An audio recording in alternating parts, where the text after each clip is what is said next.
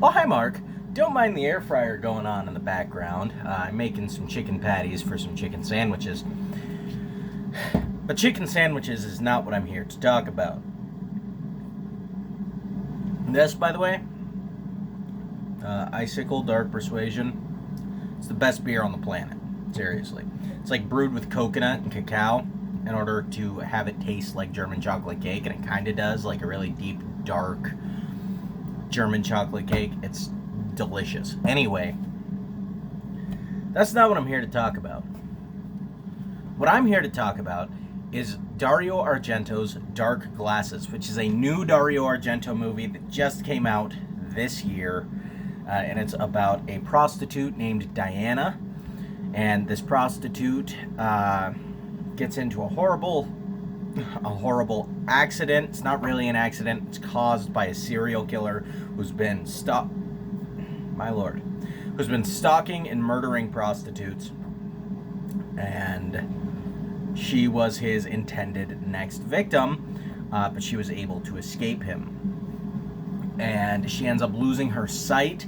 She ends up taking in the child of the people that she accidentally kills in this car crash. And then they are stalked by the killer. And that's pretty much the synopsis of this film. So let me get into it. First of all, the music is awesome. The score, really cool score. Uno momento. Had to flip the patties. Anyway, really cool score. It's very reminiscent of old school Italian films, which is never a bad thing. I've always thought that Italian movies had great scores pretty much at all times. Like, even bad Italian movies back in the day had awesome scores. And then a nice surprise is that this movie looks good. The cinematography is actually really solid in this film, which a lot of you older Dario Argento fans might be thinking, well, of course it does. It's a Dario Argento movie. But then I would ask you, have you ever seen Do You Like Hitchcock? And if the answer is yes, then you should be able to understand why that's a surprise. Recently, I've come to understand that Dario Argento doesn't put out the best looking movies.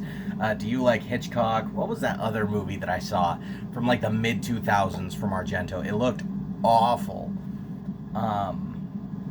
It really did. It had that cheap 2000s look to it.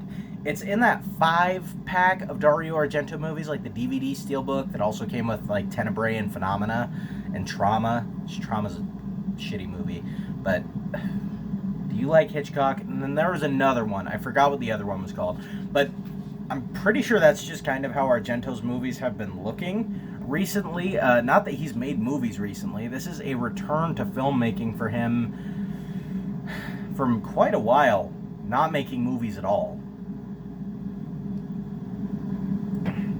Which is pretty tragic, honestly, because Dario Argento is, he's one of the great talents of all time as far as horror filmmaking goes, in my opinion. And anyway, it's back to looking great. It is back to looking great, which I haven't seen.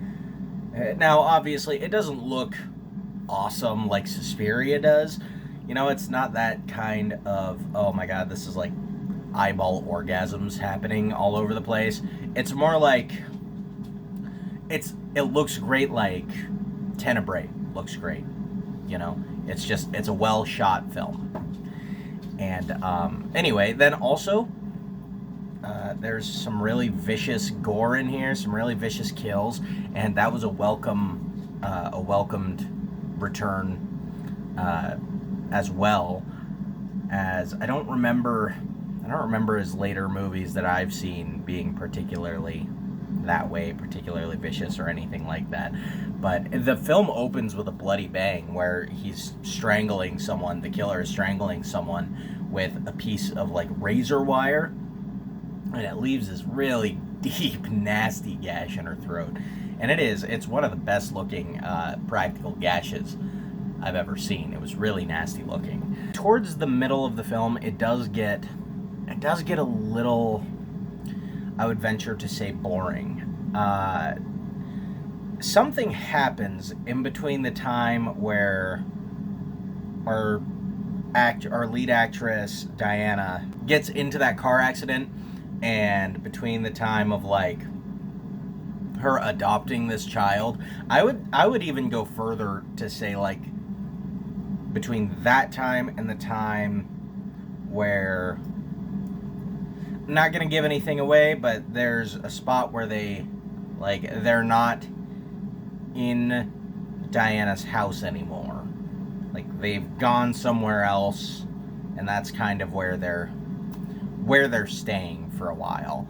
I won't give away where that is or any of the reasons, but I would say between those two times, the film it becomes dead on its feet. Not much happens. It becomes almost a drama, which is really weird. Occasionally, we get glimpses of the killer. We get mentions of a white van. We get glimpses of like the killer snorting cocaine or something. Okay, the patty's finished up. Anyway, I'll let them cool and keep doing the review. But and like the killer's snorting cocaine or something, and that's basically the only time we see the killer between then and when she's no longer at her house and she's somewhere else. Which it becomes tedious. It does. Because I didn't go into this movie to see a drama, which is kind of what it becomes. It becomes this drama about this prostitute who lost her sight, and she's taking in a small Asian boy. But I wasn't a big fan of the middle of the film.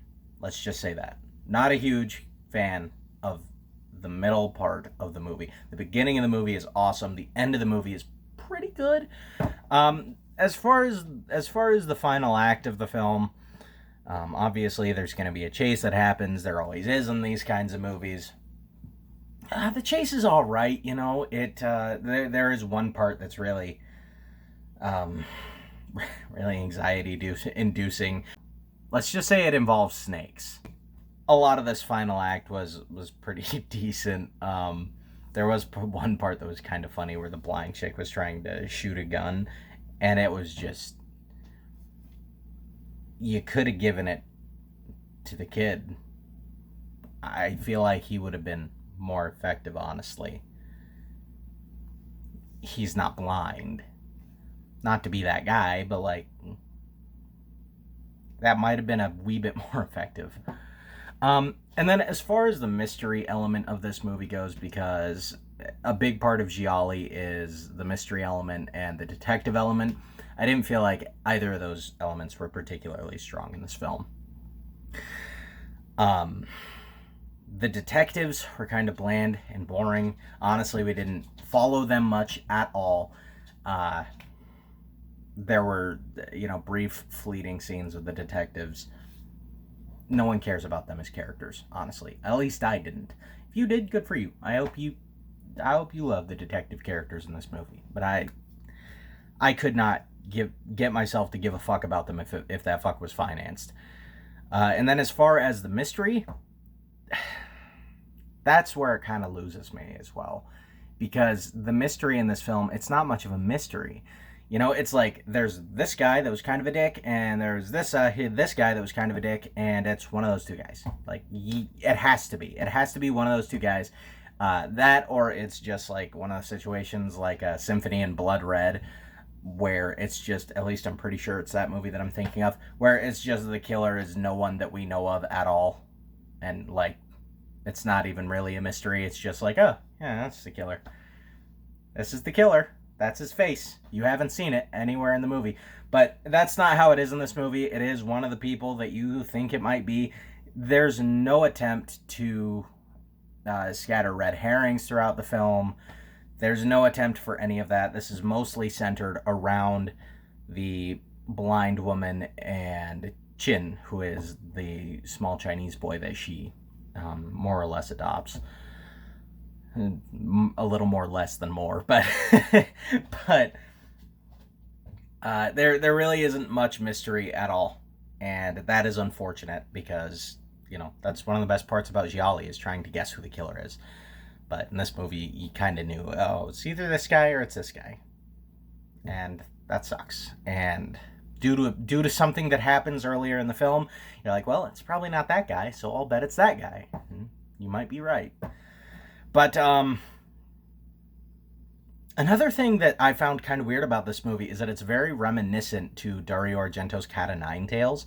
Like, other than Cat o' Nine Tails was a better movie with a more solid mystery element to it. But like in Cat o' Nine Tails, there's a blind guy with a small child that lives with him, and they're like trying to solve the mystery of a killer. In this movie, there's a blind woman with a small child that lives with her that's like trying to get away from a killer. Very similar stories. But overall, I mean, for a new Argento movie, it's Argento's best movie since Sleepless, I would say. Sleepless came out in like 2001, I want to say. So, I mean, I liked it. I liked it a lot. Significantly more than another movie that I saw yesterday. If you've seen my review for that movie, you know. But more of a rant, I guess. But yeah, I didn't think there was a ton wrong with this movie. It's not a movie that I'm like, man, this movie sucks. Oh, it's more late Argento. Like, it's not like that. It's a good movie, and after how long he's been out of the game, this is good. This is good, and it gives me hope, and I hope that he does more. I mean, he's getting up there in age. Unfortunately, everyone has to pass at some point, and I'm hoping that he's able to give us a few more gems before he does so. Anyway, so I think I'm going to give this movie a 6 out of 10. I think it's a 6 out of 10, which is a solid rating. I mean, it's above average. It's not fantastic, but I did like it, and it was a movie I was really pumped to watch. It was one of my most anticipated movies.